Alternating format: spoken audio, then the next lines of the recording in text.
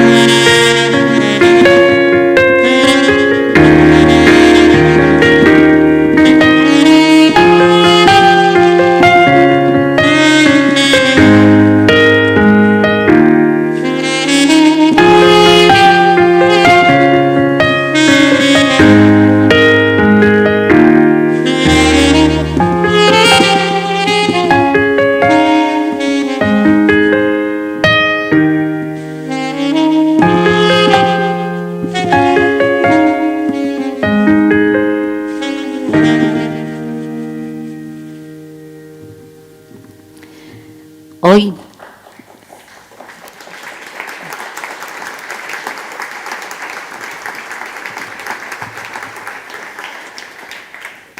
decía que hoy, en el Día del Libro de este 2021, del siglo XXI, nos vamos a reunir con algunos autores y autoras de renombre que nacieron o nos dejaron en algún que otro año 21. Pero antes veamos diversas cosas que sucedieron en el mundo en otros años 21. Por ejemplo, en 1921, pues Albert Einstein recibe el Premio Nobel de Física. Hitler se convierte en el líder del nazismo alemán. Miguel de Unamuno publica La tía Tula. Y Charles Chaplin estrena su famosa película El Chico. Pero también en este año ocurrió una cosa que nos toca muy de cerca, y es que el mundo por fin descansó de una pandemia que dejó tras de sí más de 50 millones de muertes en todo el planeta. Y es que los virus nos pueden confinar, distanciar, silenciar con una mascarilla, pero lo que no pueden frenar es la palabra impresa. Esa palabra que vehicula universalmente inspiraciones, emociones, pensamientos. Esa palabra que nos hace viajar. Las palabras, igual que las variantes de este virus, se transforman, pero lo hacen de una manera mágica, porque viajan sin límites ni barreras, pero lo hacen desde las páginas que lo sostienen hasta el corazón de cada lector. Se convierten así en refugio del alma, en depósito de una experiencia que nos hace más fuertes y menos sumisos. Hoy aplaudimos la palabra, la historia, la cultura, el arte. En definitiva, aplaudimos el alma humana.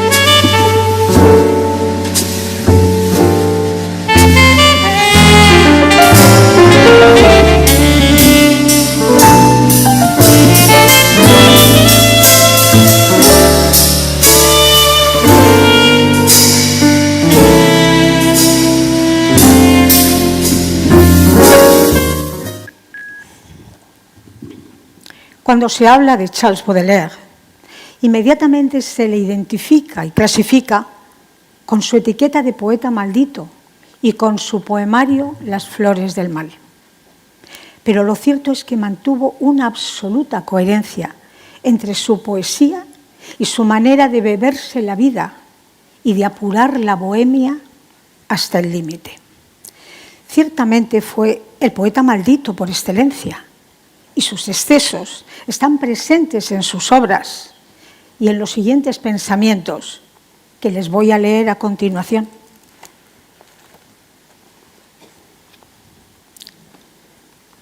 La vida es un hospital donde cada enfermo está poseído por el deseo de cambiar de cama. Jamás es excusable ser malvado, pero hay un cierto mérito en saber que uno lo es. ¿Qué le importa la condena eterna a quien ha encontrado por un segundo lo infinito del goce? Hay que estar siempre borracho, Todo consiste en eso, es la única cuestión. Para no sentir la carga horrible del tiempo, que os rompe los huesos y os inclina hacia el suelo, tenéis que embriagaros sin tregua. ¿Pero de qué? ¿De vino? ¿De poesía? ¿De virtud? De lo que queráis, pero embriagaros. En el texto Destrucción, Baudelaire da la impresión de estar realmente endemoniado. Y yo, si lo hubiese conocido, dudo mucho que hubiésemos sido amigos. Destrucción. El demonio se agita a mi lado sin cesar. Flota a mi alrededor cual aire impalpable. Lo respiro. Siento cómo quema mi pulmón y lo llena de un deseo eterno y culpable. A veces toma, conocedor de mi amor al arte, la forma de la más seductora mujer, y bajo especiales pretextos hipócritas acostumbra a mi gusto a nefandos placeres.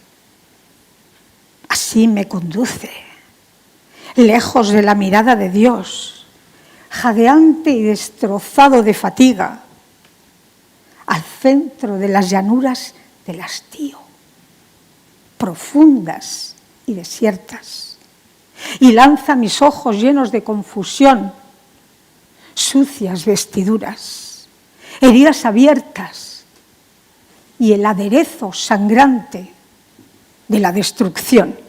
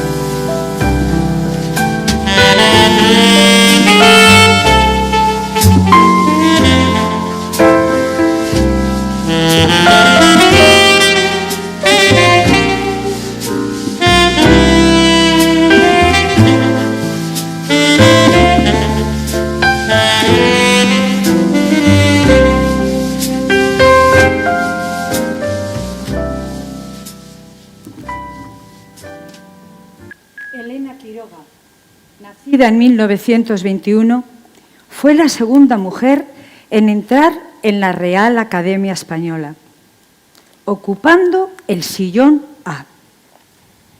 No crean que Elena ocupó este puesto por ser mujer, por ser hermosa o distinguida.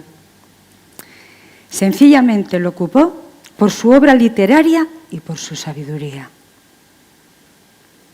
Para Elena, la palabra libertad tenía un gran significado. Yo he escrito siempre con libertad y no hubiera permitido que me la quitaran, dijo en una ocasión.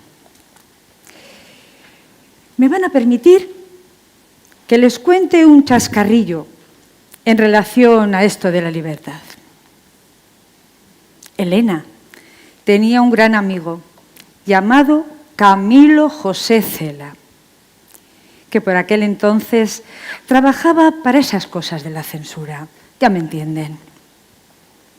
A veces, cuando Elena sacaba un libro, Camilo le decía: venga usted mañana y tráigame el libro. Y luego le daba la tarjeta de la censura y le ponía los sellitos. Pero en realidad, ella no pasó la censura por ser amigo de Camilo. fue más bien una cuestión de suerte, porque Elena siempre escribió desde su libertad.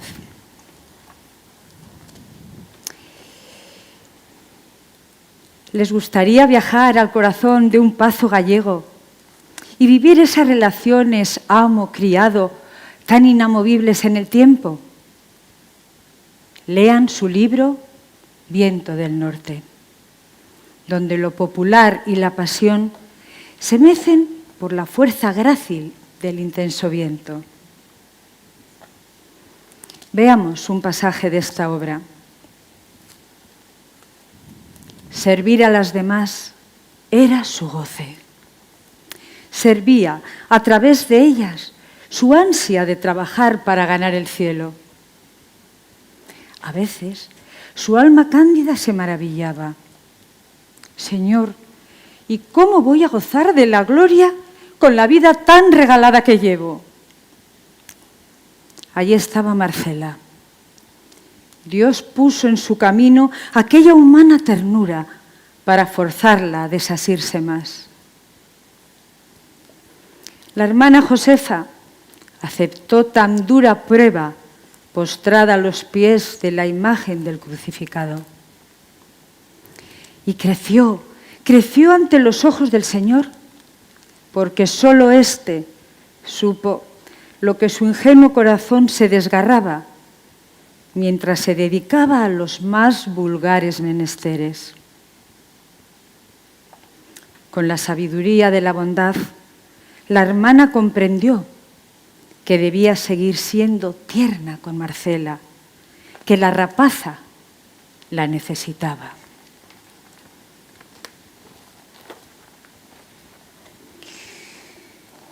En su libro Escribo tu nombre, una niña de 9 años relata la vivencia de los años previos a una guerra civil, abordando paralelamente temas tan complejos como la incomunicación y la contradicción en el juego tortuoso del amor. Comienza su relato de este modo.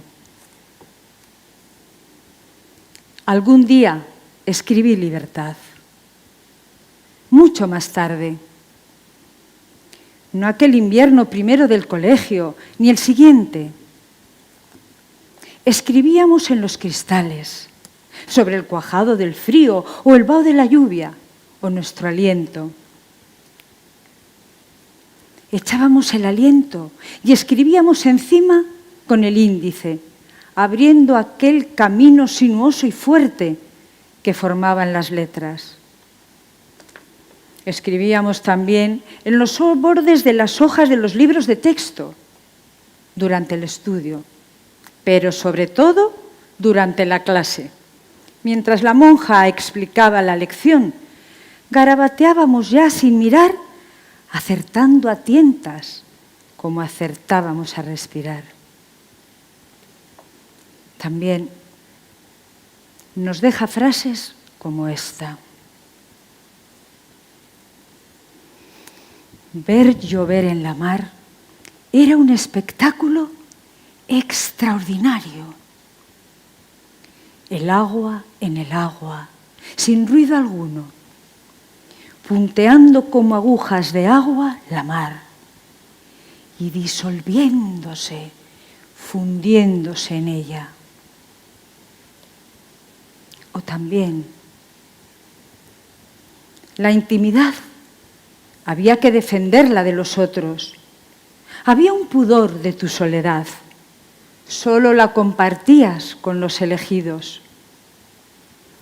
Y compartir el silencio, aprendí que era algo inenarrable y suficiente para llenar unas vacaciones. Cuando despertó, el dinosaurio todavía estaba allí. ¿Quién no conoce esta frase? Bueno, o la ha oído alguna vez, aunque sería mejor decir que es el relato más corto del castellano. Su autor, Augusto Monterroso, que también nació en 1921. Este escritor incide en el análisis de la naturaleza humana, pero desde una óptica irónica. Denota una fantasía exuberante, pero sobre todo una extraordinaria concisión. Pero si les parece, lo mejor es que les lea alguno de estos microrrelatos. Por ejemplo, este. Al principio, la fe movía montañas solo cuando era absolutamente necesario, con lo que el paisaje permanecía igual a sí mismo durante milenios. Pero cuando la fe comenzó a propagarse y a la gente le pareció divertida la idea de mover montañas, estas no hacían sino cambiar de sitio y cada vez era más difícil encontrarlas en el lugar en el que uno las había dejado la noche anterior, cosa que, por supuesto, creaba más dificultades que las que resolvía. La buena gente prefirió entonces abandonar la fe y ahora las montañas permanecen, por lo general, en su sitio. Cuando en la carretera se produce un derrumbe bajo el cual mueren varios viajeros, es que alguien muy lejano o inmediato tuvo un ligerísimo atisbo de fe. Este relato deja el cuerpo un poco frío, pero no más que este. En un lejano país existió hace muchos años una oveja negra. Fue fusilada. Un siglo después, el rebaño arrepentido le levantó una estatua ecuestre que quedó muy bien en el parque.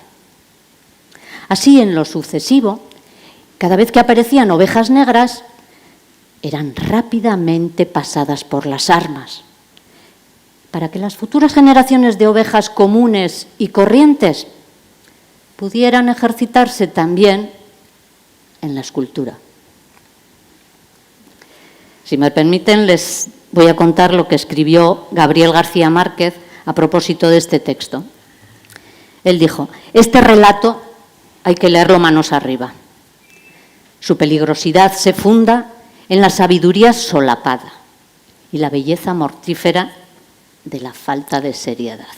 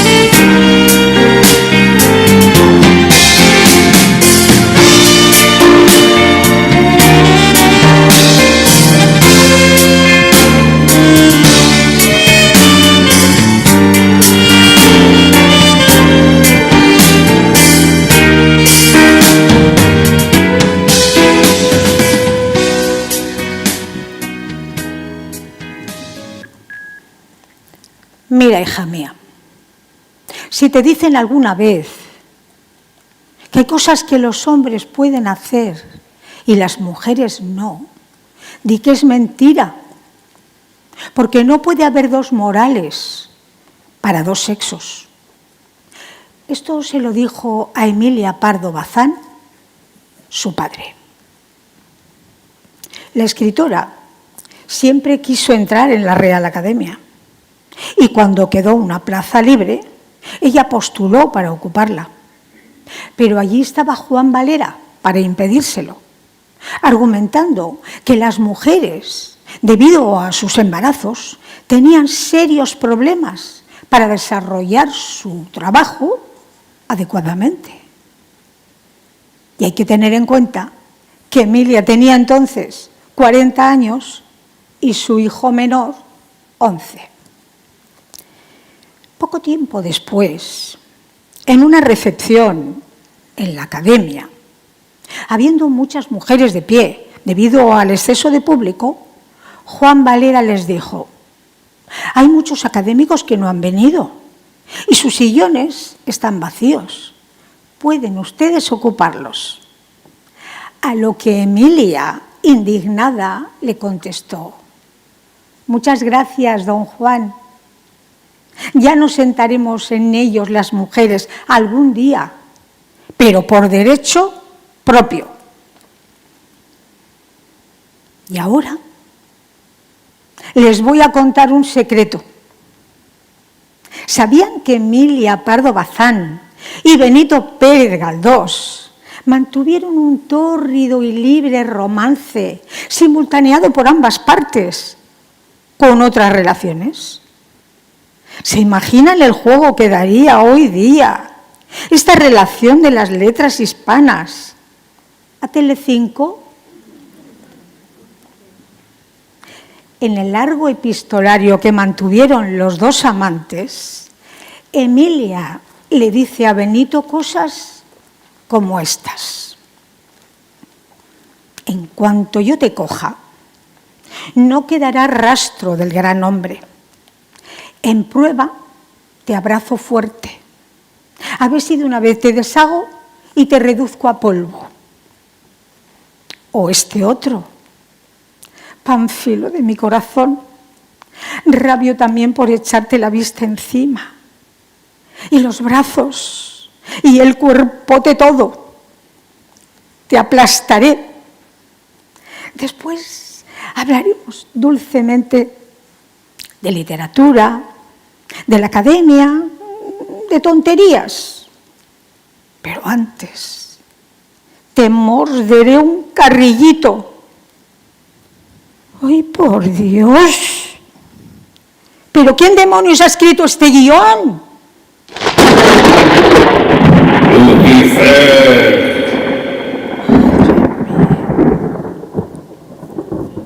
Vale. Sigo. Te quiero. Te abrazo. Y te como un pedazo de mejilla y una guía del bigote. Acabo ya con este. Pero tú, bobito, ¿qué haces ahí? ¿Cómo no has de padecer neuralgias en este clima tan húmedo y sin distracciones? Sin mí. Tan pronto como convalezcan los tuyos, vente, que ya me faltas.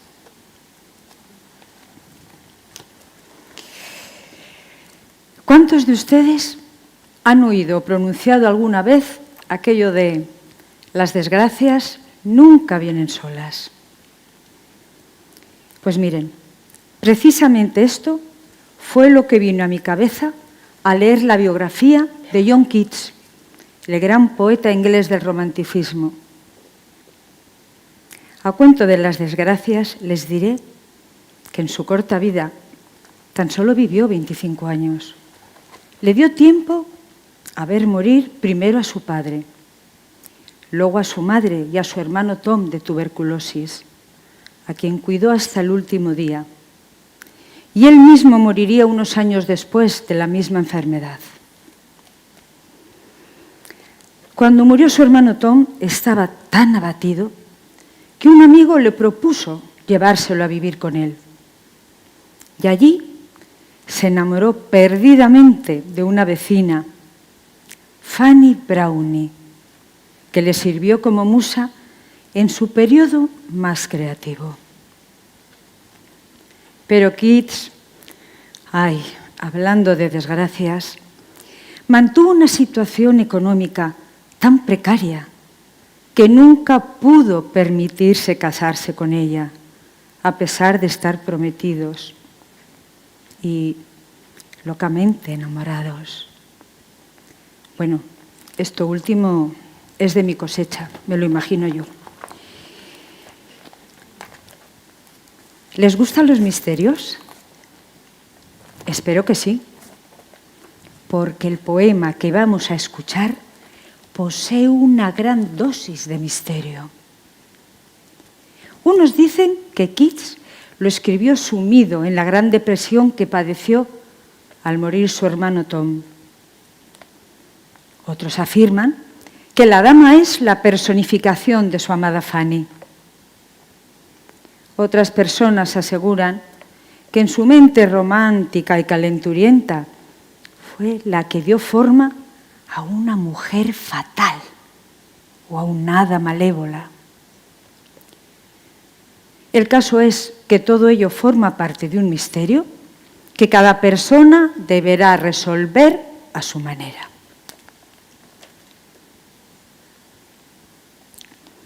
¿De qué adoleces, caballero, tan solo y pálido vagando?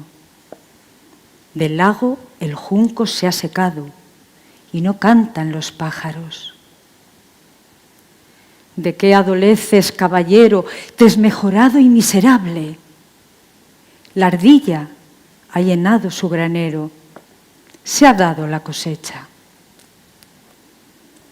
Un lirio veo sobre tu frente de helada angustia y fiebre en vaho, y en tus mejillas una rosa también se ha marchitado.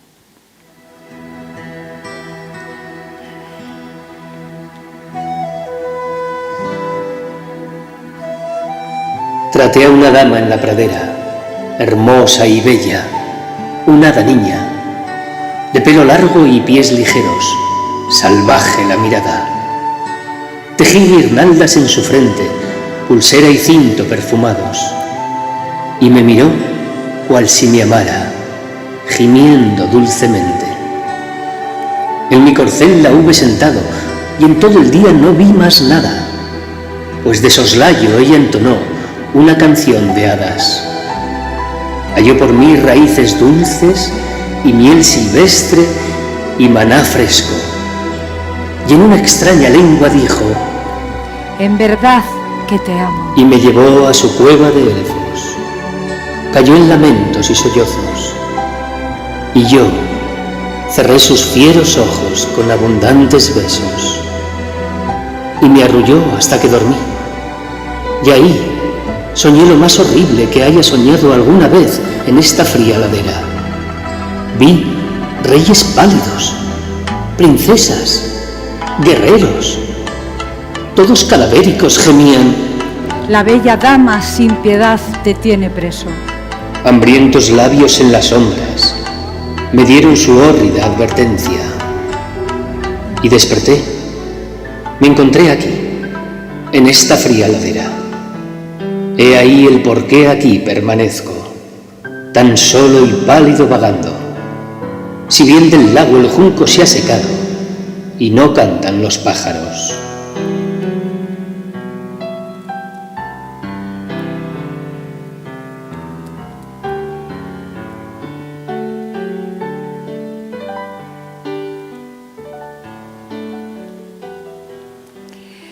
Algo que nos fascina a los seres humanos de las aves es la idea de libertad que sugieren.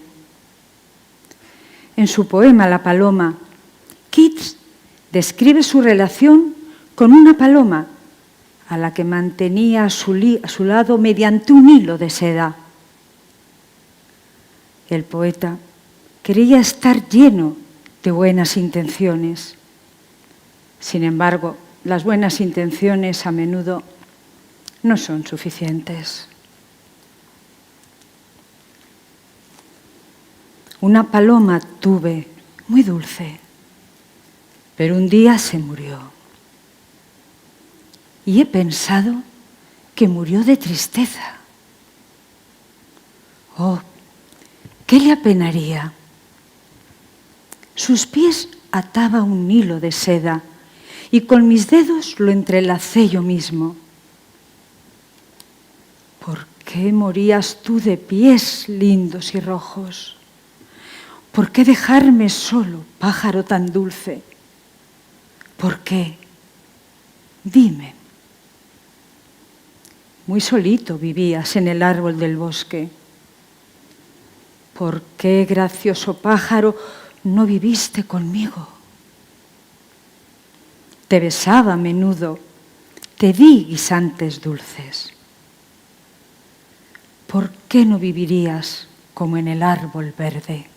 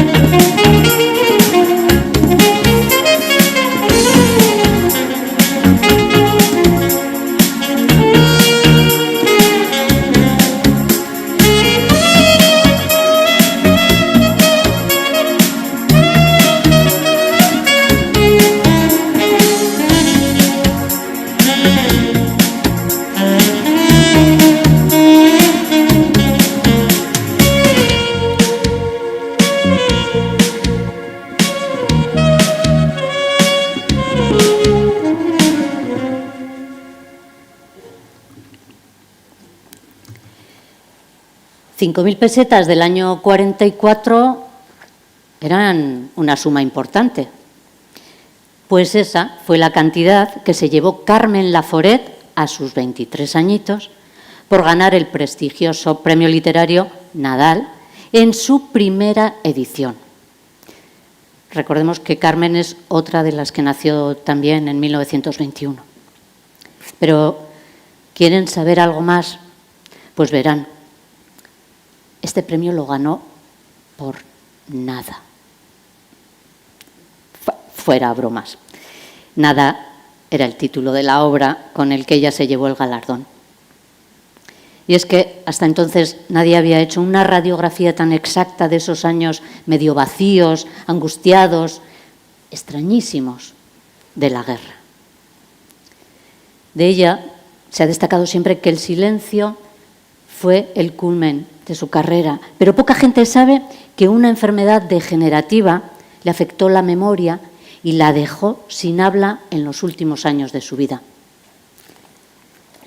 Carmen decía: si uno es escritor, escribe siempre, aunque no quiera hacerlo, aunque trate de escapar a esa dudosa gloria y a ese sufrimiento real que se merece por seguir una vocación.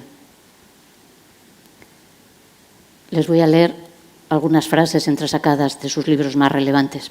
Por ejemplo, del citado Nada: fui distraída todo el camino, pensando en que siempre se mueve uno en el mismo círculo de personas, por más vueltas que parezca dar. Este es de su libro La insolación. La felicidad es el resultado de una serie de concesiones entre los que se quieren. A propósito del amor, Carmen nos dice en su libro La nueva mujer: el amor es algo más allá de una pequeña pasión o de una grande. Es más. Es lo que traspasa esa pasión, lo que queda en el alma de bueno, si algo queda, cuando el deseo, el dolor, el ansia han pasado. Y por último, de su libro La isla de los demonios, hemos sacado este dulce párrafo. El aire cálido y el mar lleno de luz plateada la llamaban. Se desnudó rápidamente y en aquella profunda soledad de la arena con luna se metió en el agua. La vida le parecía irrealmente hermosa. Si les nombro la palabra África, ¿qué se les viene a la cabeza? ¿Leones? ¿La sabana? ¿Robert Redford y Meryl Streep amándose en Memorias de África?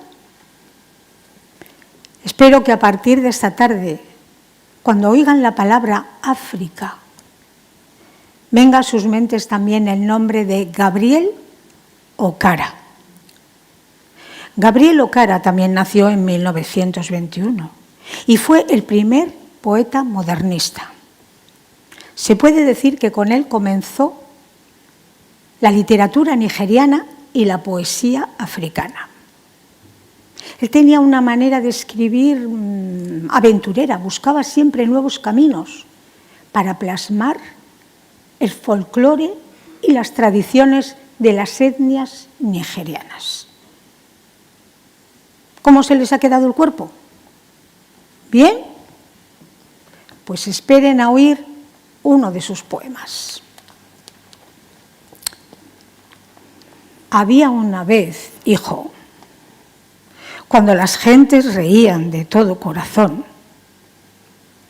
reían con los ojos, pero ahora solo ríen con los dientes, mientras sus ojos congelados buscan detrás de mi sombra. Hubo de veras un tiempo en que solían saludar con el corazón,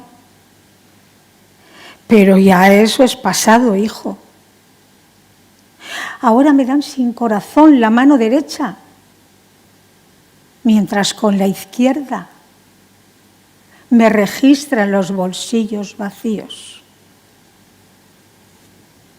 Siéntete como en tu casa. Vuelve, dicen. Y cuando vuelvo y me siento en su casa, una, 2 veces, no habrá una tercera, pues entonces encuentro las puertas cerradas. Así que he aprendido muchas cosas, hijo. He aprendido a llevar muchas caras como vestidos. Cara hogareña, cara laboral, cara callejera, cara hospitalaria, cara de cóctel. Con todas las sonrisas de circunstancia, como un retrato. Y también aprendí a reír solo con los dientes, a dar la mano sin el corazón. Aprendí también a decir hasta luego, queriendo decir hasta nunca. A decir encantado sin encanto. Y decir qué interesante con aburrimiento. Pero créeme, hijo, quiero ser lo que fui cuando era como tú. Quiero desaprender estas cosas en sordina. Sobre todo quiero aprender cómo reír, porque mi risa ante el espejo solo muestra mis dientes como colmillos de serpiente. Por eso, muéstrame, hijo, cómo reír.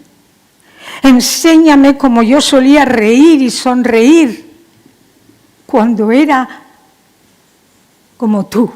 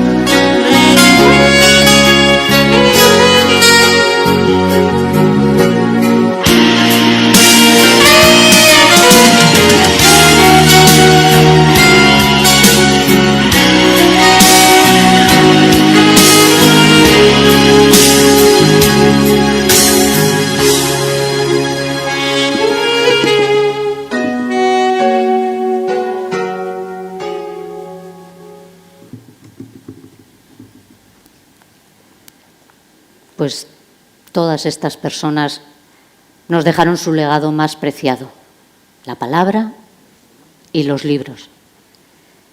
Palabras y libros que hoy homenajeamos en este templo de la literatura y de la cultura, en la casa de don Miguel.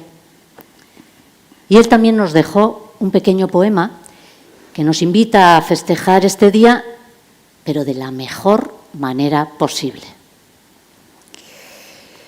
Leer, leer, leer.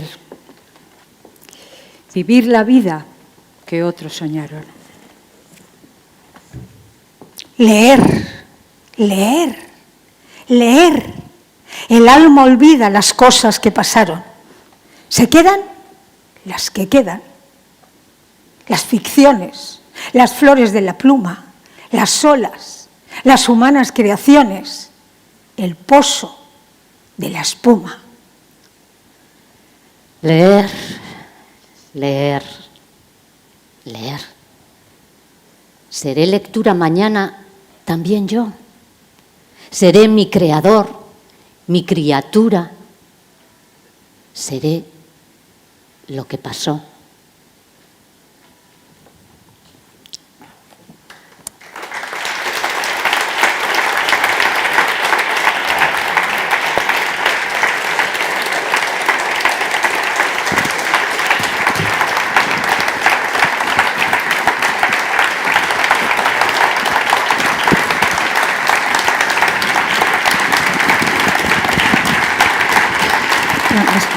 Ajá.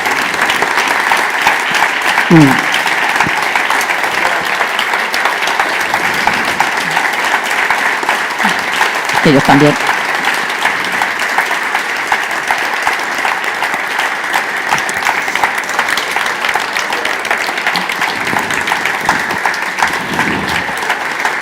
Amigos, si tenéis un segundito de paciencia y os apeteciera recibir un regalo que Videbarrieta os va a hacer, con la ayuda del personal de aquí de la biblioteca, os vamos a dar unos libros, el que quiera.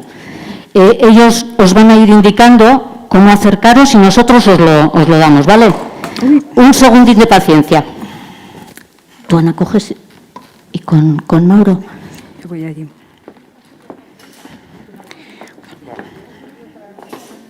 Se quema con el ahora.